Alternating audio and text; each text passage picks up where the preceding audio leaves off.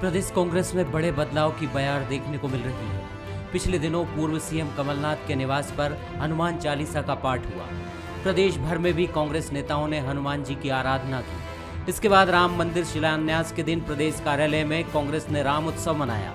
इस दौरान पीसीसी कार्यालय पर भगवान राम की बड़ी तस्वीर भी लगाई गई। राम भक्ति के बाद अब पीसीसी चीफ कमलनाथ के घर श्री कृष्ण की भक्ति होगी। जन्माष्टमी पर उनकी झांकी सजेगी। पहले भी कह चुके हैं कि हम धर्म प्रेमी हैं, हम सभी त्योहार मनाते हैं, हम सभी धर्मों में विश्वास करते हैं, लेकिन हम धर्म का उपयोग राजनीति में नहीं करते। अभी हमने हनुमान चालीसा का पाठ किया, अभी हमने राम मंदिर के निर्माण को लेके उत्सव मनाया। अब हम जन्माष्टमी आएगी तो उसको लेके भी हम भगवान श्री कृष्ण की पूजा करेंगे।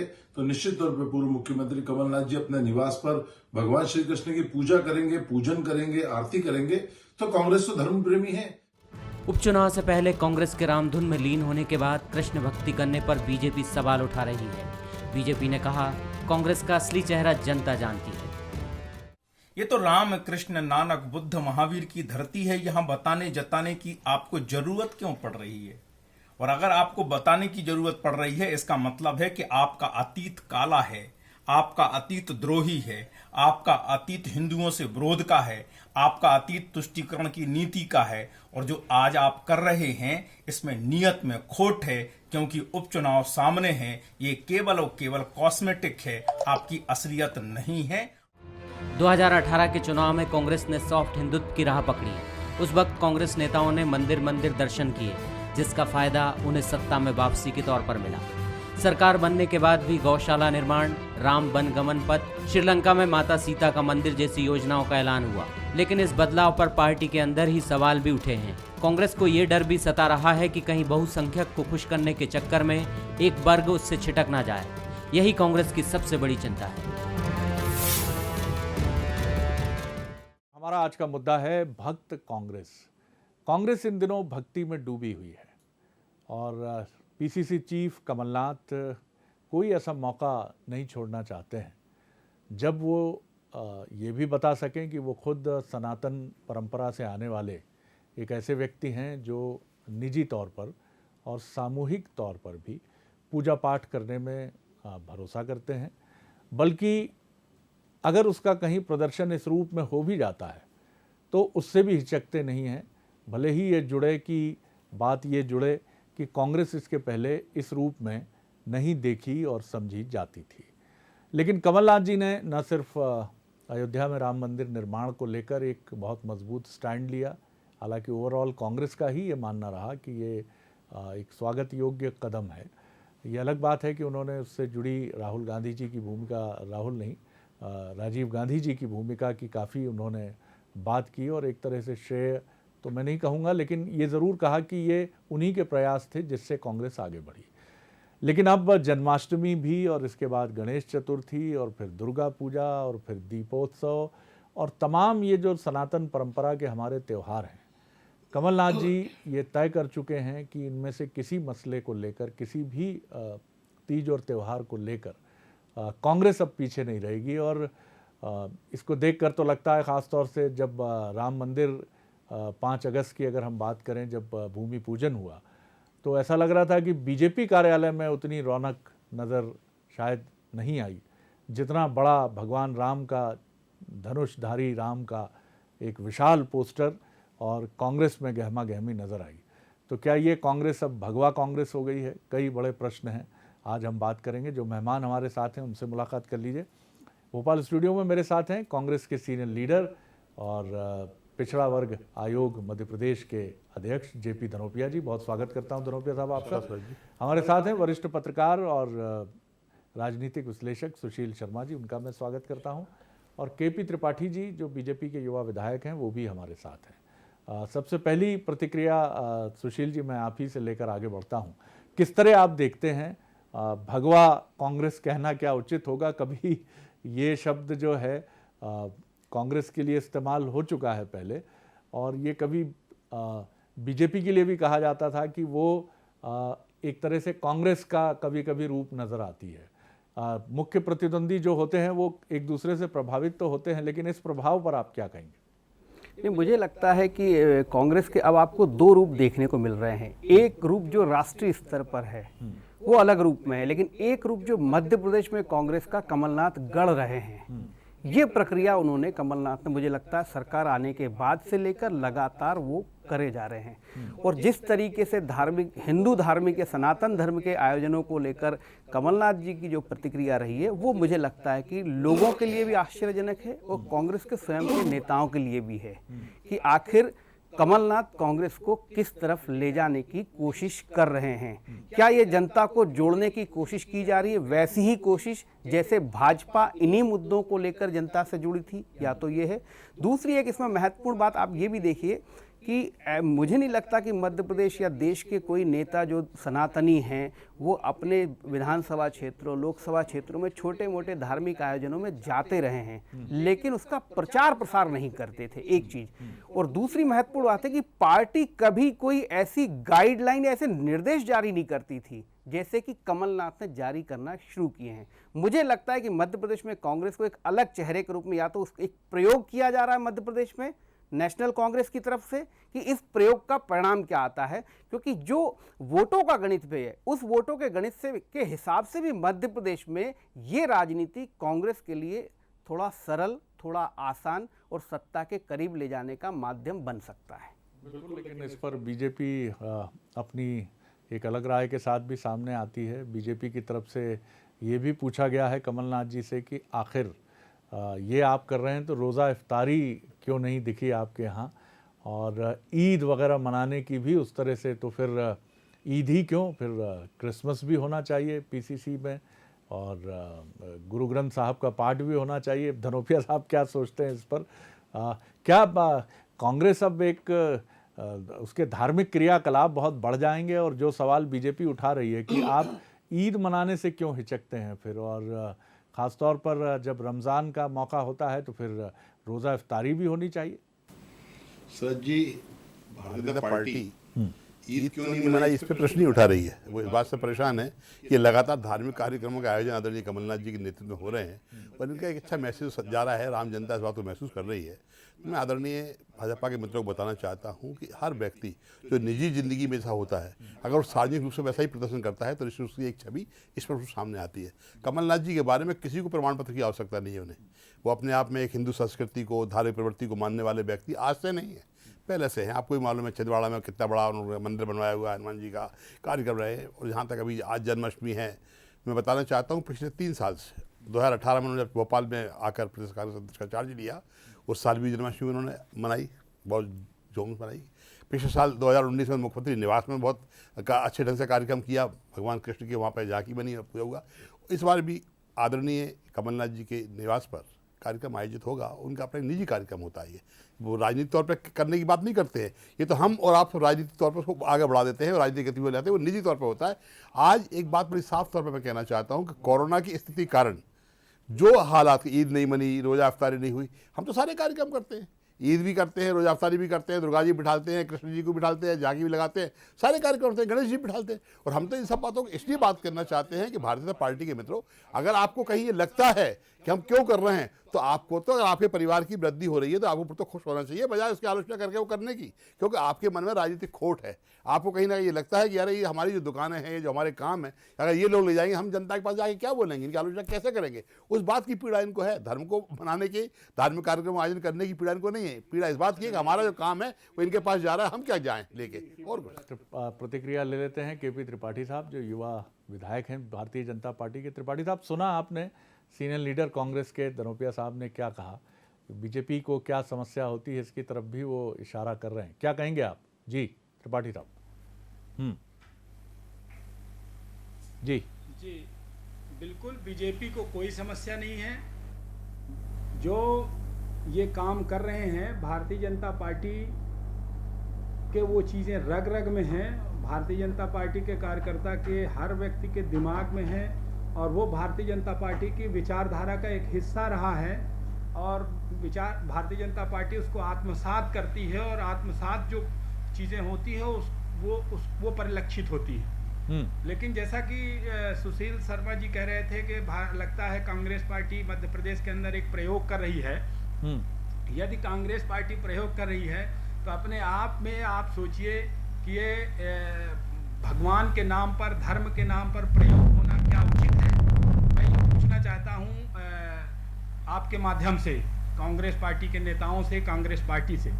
फिर दूसरा सवाल है कि क्या दिग्विजय सिंह जी से पूछा है, जिन्होंने हमेशा हिंदू आतंकवाद और ऐसे हिंदुओं को आतंकवादी कहने का साहस जुटाया और हमेशा एक विशेष वर्ग के लोगों की प्रशंसा करने में अपना समय खपाया है। तो यदि उन्होंने दिग्विजय सिंह से पूछा है तो मैं ये पूछना चाहता हूं कि वो दिग्विजय सिंह का स्टैंड क्लियर करें कमलनाथ जी, क्योंकि दिग्विजय सिंह एक बड़े नेता हैं। और मुझे तो ये लगता है कि ये एक प्रयोग तो है ही, प्रयोग के साथ साथ जनभावनाओं के, यदि प्रयोग है तो ये जनभावनाओं के साथ खिलवाड़ है। और दूसरा जो ये युवा नेताओं का वर्चस्व संघर्ष जारी है, जयवर्धन सिंह, नकुलनाथ और जीतू पटवारी के बीच में, कहीं ना कहीं कमलनाथ जी ये सब पत्ते खेलकर, क्योंकि एक तरफ तो दिग्विजय सिंह जी ने ईद का और इसका ठेका ले रखा है तो अब कुछ बचता नहीं उधर, तो कमलनाथ जी ये करके, माननीय कमलनाथ जी अपने बेटे को आगे बढ़ाने का काम कर रहे हैं।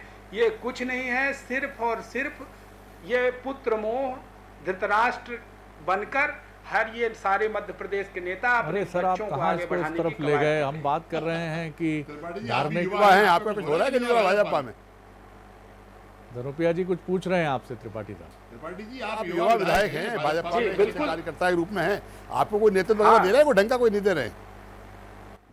नहीं, हमारे पास नेतृत्व है, हम विधायक बने, एक आम आदमी हैं, एक छोटे कार्यकर्ता से काम करते हुए, एक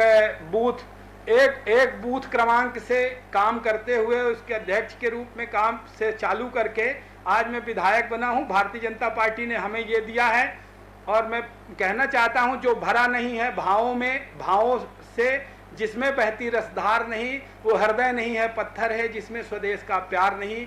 कोई भी काम करने के लिए भाव होना जरूरी है, उसको आत्मसात करना जरूरी है। और मैं कमलनाथ जी के ऊपर व्यक्तिगत इस पे ज्यादा न कह के मैं पूरी कांग्रेस पार्टी को बताना चाहता हूं कि क्या कांग्रेस पार्टी का स्टैंड क्लियर है? क्या पूरी कांग्रेस पार्टी इस विचारधारा को स्वीकार करने के लिए तैयार है? क्या वो इन सारी चीजों को आत्मसात कर पाएगी? ये सवाल ज्यादा आज हमको मुनासिब समझ में आता है। मैं तो पहले ही बोल चुका हूं कि यदि वो ऐसा करते हैं तो स्वागत है, क्योंकि भारतीय जनता पार्टी तो शुरू से ही चाहती है कि इस तरह की चीजें हों। तो वो यदि ऐसा करते हैं तो हमारी तरफ से, भारतीय जनता पार्टी की तरफ से मैं उनका स्वागत करता हूं। लेकिन हम लोगों के लिए बड़ी उलझन हो जाएगी दोनों तरफ से, जब जय जय श्री राम के नारे लगेंगे क्वेश्चन मार्क लगाता हूं, तब बड़ी कठिनाई हो जाएगी पहचानना। भगवा रुपट्टा अगर दोनों ही दलों के जनप्रतिनिधियों के गले में पड़ा रहेगा। बिल्कुल आप ठीक कह रहे हैं, स्वागत योग्य है, सनातन परंपरा है, उसमें कोई समस्या नहीं है। लेकिन ये एक हर व्यक्ति की, हर संगठन की अपनी एक पहचान होती है। चलिए, लेकिन इतिहास गवाह है कि बड़े बड़े परिवर्तन हुए हैं। सुशील जी, एक बड़ा सवाल ये है कि आज़ादी के बाद जब सोमनाथ मंदिर का जीर्णोद्धार हुआ और उस समय तत्कालीन प्रधानमंत्री जवाहरलाल नेहरू जी को भी वहाँ आमंत्रित किया गया, तो उन्होंने अपनी विचारधारा के तहत, अपनी सोच के तहत उन्होंने कहा कि मेरा जाना उचित नहीं होगा, और सरदार पटेल ने वहाँ हिस्सेदारी की थी। वो एक सोच थी जो उस समय की सोच थी, उस समय के एक बड़े नेता की सोच थी, और वही सोच हमने देखा कि राहुल गांधी जी तक आई तो वो खुलेआम बिल्कुल बिना किसी चिंता के, संशय के वो पूजा पाठ करते हुए नज़र आए। और अब कमलनाथ जी तो मुझे लगता है कि बहुत आगे ही निकल गए हैं। लेकिन जो सवाल बीजेपी ने उठाया है, त्रिपाठी जी ने उठाया है, कि क्या ये पूरी कांग्रेस की सोच है? नहीं, देखिए, कांग्रेस उस स्थिति में वहां तक तो सीमित है कि राहुल गांधी मंदिरों में जाते हैं, जनेऊ भी पहनते हैं, वो अलग मामला, लेकिन वो व्यक्तिगत है। लेकिन मध्य प्रदेश में जो कांग्रेस करने जा रही है, वो कांग्रेस को जो है धर्म, कहीं ना कहीं धर्म की राजनीति में जो है प्रवेश करने की कोशिश की जा रही है, और उसका मैसेज जनता तक देने की कोशिश की जा रही है। देखिए, मध्य प्रदेश से दो बड़े लीडर हैं, एक कमलनाथ हो गए जिनकी अपनी अलग लाइन है, एक दिग्विजय सिंह हो गए जो बिल्कुल विपरीत लाइन में, या भाजपा के द्वारा जो है विपरीत लाइन में दर्शाए जाते हैं बार बार। तो दिग्विजय सिंह के कारण कमलनाथ की जो रणनीति है, कमलनाथ का जो अपना जो विचारधारा के हिसाब से पार्टी को संचालित कर रहे हैं, उसमें कहीं कोई जनता के बीच में संशय ना बने, इसलिए वो जो है कमलनाथ एक अलग लाइन खींच रहे हैं।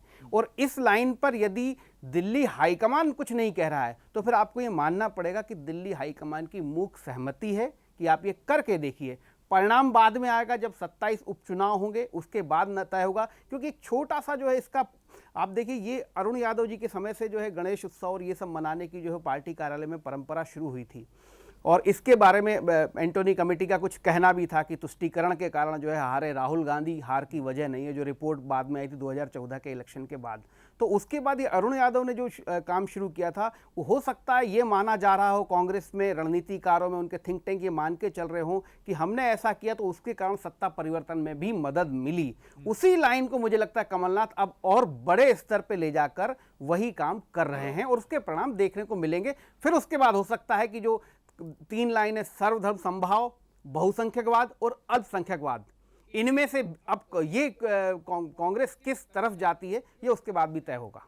बहुसंख्यकवाद की अगर राजनीति इसको माने, अगर माने हम इसको बहुसंख्यकवाद की राह, तो क्या आपको लगता है कि वो वर्ग जो कांग्रेस के साथ, हालांकि वो भी सवालों के दायरे में है कि क्या जिस वर्ग की बात की जाती है कि वो कांग्रेस को अपना रहनुमा मानकर उसकी तरफ आता रहा है, क्या आपको लगता है वो उससे पूरी तरह छिटक जाएगा? नहीं, देखिए, अगर आप उस वर्ग की बात करेंगे तो वो वर्ग कहाँ कहाँ पर है। वहाँ यूपी में महत्व है, बिहार में महत्व है, पश्चिम बंगाल में है, असर है, लेकिन मध्य प्रदेश में क्या वो असर है? तो ये जो स्ट्रैटेजी है उसी लाइन पे चल रही है कि मध्य प्रदेश जहाँ पर उस वर्ग का बहुत ज़्यादा राजनीतिक रूप से, या आप देखें कि सीटों के हिसाब से अगर बहुत ज़्यादा कैलकुलेशन फिट नहीं बैठता है तो यहाँ पर वो प्रयोग किया जा रहा। अगर ऐसा होता है तो ऐसे जितने राज्य हैं वहाँ पर कांग्रेस की स्ट्रैटेजी अलग होगी, और फिर जो बाकी इस वर्ग के बहुतायत वाले जो राज्य हैं वहाँ पर स्ट्रैटेजी अलग होगी।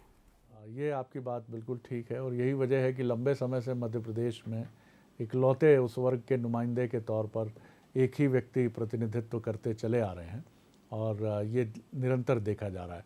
जी धनोपिया साहब, सनातन परंपरा से आप भी आते हैं और मान्यता रखते हैं, और जन्माष्टमी की झांकी भी कृष्ण लला की आपके यहाँ सजती है, और भगवान राम के मर्यादा पुरुषोत्तम स्वरूप की पूजा भी होती है। लेकिन अब ये आपकी पार्टी भी पूजा कर रही है, और जिस तरह से सुशील जी ने कहा कि ये एक प्रयोग भी है, प्रयोग है तो अच्छी बात है, प्रयोग करके देख लिया जाएगा, नतीजे बता भी देंगे उपचुनाव के कि कितना सफल है आपका प्रयोग।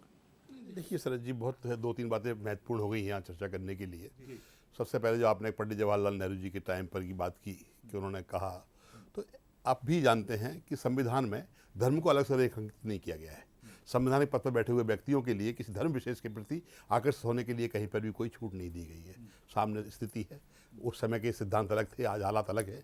दूसरी बात जो निकल के आई अभी इन्होंने कहा, सुशील शर्मा जी ने, कि दिग्विजय सिंह जी और कमलनाथ जी की जो विचारधारा है, तो मैं आपके माध्यम से कहना चाहता हूँ दिग्विजय सिंह जी बहुत बड़े सनातन हिंदू हैं। वो आज भी पूजा पाठ में, कर्म में जितना विश्वास करते हैं शायद बहुत लोग करते नहीं होंगे। आज भी वो, आज देखिए 70-72 साल की उम्र में 3500 किलोमीटर की पद यात्रा कोई कर सकता है, संभव है। महानर्मदा की पद यात्रा करके उन्होंने सिद्ध कर दिया कि उनकी कितनी धर्म के प्रति आस्था है, कितना वो है, आज भी व्रत करते हैं। तो इन सब बातों को निजी जिंदगी है। मैंने आपसे कहा राजनीतिक व्यक्ति एक समुदाय से आता है, लेकिन राजनीतिक पार्टी किस समुदाय से नहीं आती है। राजनीतिक पार्टियां सब वर्गों के लिए काम करती है, अल्पसंख्यक को काम करेंगी, बहुसंख्यक करेंगी, सभी को करेंगी, लेकिन जो व्यक्ति विशेष होता है उसकी अपनी कार्यशैली वैसी होती है। आदरणीय कमलनाथ जी की कार्यशैली साफ तौर पर एक ऐसे धार्मिक व्यक्ति के रूप में है जो सर्वधर्म सद्भाव में विश्वास करते हैं, और उसी की स्थिति के कारण, चूंकि वो हमारे प्रदेश अध्यक्ष हैं, तो सारे लोग कांग्रेस के लोग उनके साथ अपना काम करते हैं, बात करते हैं, और एक नीति चली जा रही है। इसको जबरदस्ती राजनीतिक एक चोला पहना कर के दिल्ली क्या कह रहा है और भोपाल क्या कह रहा है, ये सब बातें मैं समझता हूँ गौड़ होती हैं।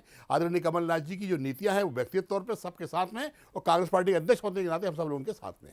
त्रिपाठी साहब, आप क्या कहेंगे? तो कांग्रेस तो अब ये तय कर चुकी है कि उसे इसी रास्ते पर आगे बढ़ना है, और उसके पास उसके लिए अपने तर्क हैं, अपनी दलीलें हैं, और वो अब इस रूप में आकर कितनी चुनौती दे पाती है आपको, यानी भारतीय जनता पार्टी को, ये तो वक्त बताएगा। लेकिन कांग्रेस ने एक बड़ा मजबूत स्टैंड इस मामले में ले लिया है कि वो भी अब हिंदुत्व के अपने स्वरूप को खुलकर प्रदर्शित करते हुए चुनाव मैदान में भी उतरेगी, और सार्वजनिक रूप से भी ये संदेश बराबर देगी कि वो इससे कोई गुरेज करने वाली या पीछे हटने वाली नहीं है। इस पर आपकी राय क्या कहेंगे आप त्रिपाठी साहब?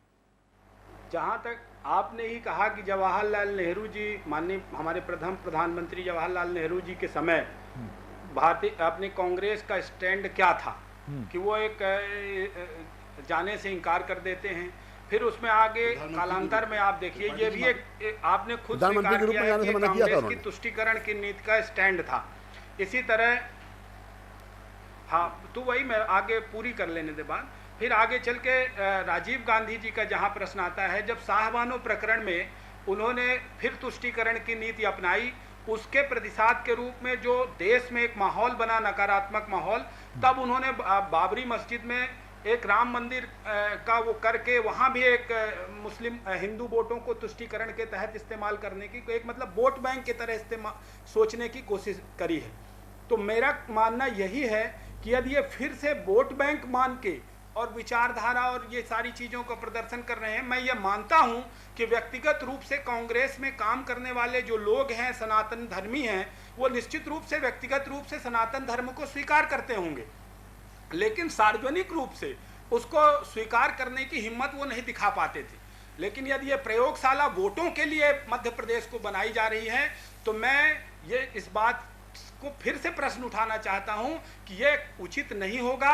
और यदि आप भावों से हमारे साथ आते हैं, हमारे भारतीय जनता पार्टी के विचारधारा जो भारत की जन भावना है, जिसको आज पूरे भारत की जनता ने स्वीकार किया है, यदि पूरी भावना से आते हैं तो मैं तो स्वागत करूंगा। और मैं बिल्कुल कहता हूं कि यदि ये स्टैंड लेंगे, वोट की तरह नहीं देखें किसी धर्म को, किसी जात को, किसी वर्ग को, ये पूरे भाव के साथ, पूरी आत्मीयता के साथ जो देश की जन भावना है, त्रिपाठी जी अगर सीटें भी बढ़ गई इसी भाव के साथ तो सबका विकास जो मोदी जी कहते हैं वो है। तो जी अब सीटों का फैसला तो जनता करेगी, क्योंकि सिर्फ भगवान का नाम लेकर, सिर्फ भगवान का नाम लेकर वो तो जनता तय करेगी कि आप नाम ले रहे हैं कि सही में काम कर रहे हैं। और यदि कांग्रेस इस स्टैंड पे आती है दिल से, उसका स्वागत करेंगे हम। मैं तो कहूंगा कि सौभाग्य न सब दिन सोता है, देखें आगे क्या होता है। दिल से कोई ईश्वर का नाम ले तो ईश्वर प्रसन्न होते हैं के स्थान पर और तेजी से अग्रसर जैसे आप पर प्रसन्न हुए, यानी बीजेपी पर प्रसन्न हुए। जी बिल्कुल दिल से जी। तो बीजेपी की तो विचारधारा, हमने तो देश की विचारधारा को आत्मसात किया है और देश ने हमारी विचारधारा को रिकॉग्नाइज किया है। सुशील जी भी कुछ कहना चाह रहे हैं, त्रिपाठी साहब सुन लेते हैं उनको भी। इसको प्रयोग कर रही है या पहले जी बोलिए सुशील जी। नहीं देखिए त्रिपाठी जी प्रयोग की, गांधी जी या कमलनाथ जी उसको वोट बैंक की तरह, त्रिपाठी जी प्रयोग का तो ऐसा मामला है कि 1989 में भी प्रयोग ही हुआ था रथ यात्रा के माध्यम से। वो मुद्दा जो है विश्व हिंदू परिषद का था, वो मुद्दा बीजेपी ने करके वो प्रयोग किया था रथ यात्रा निकाल के। दूसरी महत्वपूर्ण बात आप बोल रहे स्वागत करने की, तो मुझे ये बात समझ में नहीं आती कि राहुल गांधी जब जनेऊ पहनते हैं, जब मंदिर जाते हैं, तब आप स्वागत नहीं करते, तब सवाल उठाते हैं कि आप कौन से ब्राह्मण, कौन सा वो। तो ये आपकी जो सवालों की जो परंपरा है, अब क्या कमलनाथ अगर कर रहे हैं तो इसके सवाल ही बने रहेंगे कि आत्मसात भी करेंगे उन्हें कि नहीं चलो ये सनातनी हो रहे हैं? ये इसके साथ एक सवाल मैं जोड़ना चाहूँगा सुशील जी। त्रिपाठी जी तो इसका उत्तर देंगे ही, बहुत कम वक्त रहेगा मेरे पास, तो 30 सेकंड में त्रिपाठी जी भी। क्या आपको लगता है कि ये हिंदुत्व की राजनीति या बहुसंख्यकवाद की राजनीति, क्या जो बहुसंख्यक मतदाता हैं वो कांग्रेस के इस बदले हुए भाव को स्वीकार कर सकते हैं? नहीं शरद जी देखिए, ये तो वक्त ही बताएगा। लेकिन एक बात है कि आपको चयन करने में जो है, अब जो है मतदाता जो पहले चला गया था वो मतदाता हो सकता है कांग्रेस की तरफ वापस आ जाए, क्योंकि कांग्रेस के मतदाता की छिटकने का एक बड़ा वजह वही है। सवाल है, अभी पर टीका टिप्पणी करना कठिन होगा, और इसीलिए आपने जिस शब्द का प्रयोग किया, प्रयोग, वो शब्द शायद यहाँ फिट बैठता है। त्रिपाठी साहब 30-40 सेकंड है, आप कंक्लूड करने के पहले जवाब दीजिए। जी जी जहां सुशील जी ने कहा कि भारतीय जनता पार्टी ने 89 में प्रयोग किया था, तो जनसंघ की स्थापना से लेके भारतीय जनता पार्टी का स्टैंड क्लियर था। वो शुरू से, उसको किसी को बताने की जरूरत नहीं है। जो भारत के आत्मा की आवाज है, जो भारत के जनमानस की आवाज है, वो जनसंघ की स्थापना से लेके भारतीय जनता पार्टी का स्टैंड था। भारतीय जनता पार्टी एक विधान, एक प्रधान, एक निशान, और साथ में उसके ये भी एजेंडा था कि हम तुष्टीकरण की राजनीति नहीं करेंगे, हम किसी धर्म, किसी वर्ग को वोट बैंक की तरह नहीं देखेंगे, हम एक पूरे भारत को एक साथ देखेंगे। और भारत की आत्मा, निश्चित रूप से यदि हिंदुओं की संख्या ज्यादा है तो निश्चित रूप से हिंदुत्व का एजेंडा भारत की आत्मा के साथ ज्यादा मैच करेगा, ज्यादा परसेंटेज में, और उसी संख्या में सारे चीजों की। तो हमको एक कॉम्बिनेशन बनाना है भारत की आवाज कैसे बने। हमको तुष्टीकरण नहीं करना है कि इसको भी मिला लो, उसको भी ऐसे ले लो, उसको भी। और नवासी को मैं बिल्कुल इस पे आपत्ति करता हूं। नवासी के पहले ही जनसंघ की स्थापना से भारतीय जनता पार्टी और जनसंघ का स्टैंड इस मामले में क्लियर रहा है। चलिए, ये वक्त बताएगा। भारतीय जनता पार्टी की ये बात साफ है, त्रिपाठी जी की इस बात से सहमत हुआ जा सकता है कि वो अपने एजेंडा, अपने लक्ष्य को लेकर साफ रही है। ये अलग बात है कि कभी उसको लेकर उसका नरमी का रुख रहा है और कभी उसको लेकर उसका रुख बहुत स्पष्ट और बहुत इस दृष्टि से बहुत तेज़ भी रहा है कि ये काम शीघ्रता से होना चाहिए। कांग्रेस ज़रूर इसको लेकर, जबकि राजीव गांधी जी की भूमिका जो रही है वो सब इतिहास में दर्ज है। और ये भी बातें सामने आती हैं कि बाल कवि बैरागी जी ने ये नारा गढ़ा था कि बच्चा बच्चा राम का, जन्मभूमि के काम का। तो ये सारी चीज़ें कांग्रेस से आती रही हैं, लेकिन कांग्रेस के नेताओं का खुलकर इस पर अपनी राय न रखना, क्या उनकी गलती थी और क्या वो इस गलती को इस तरह से बखूबी सुधार सकते हैं, ये बड़े सवाल हैं।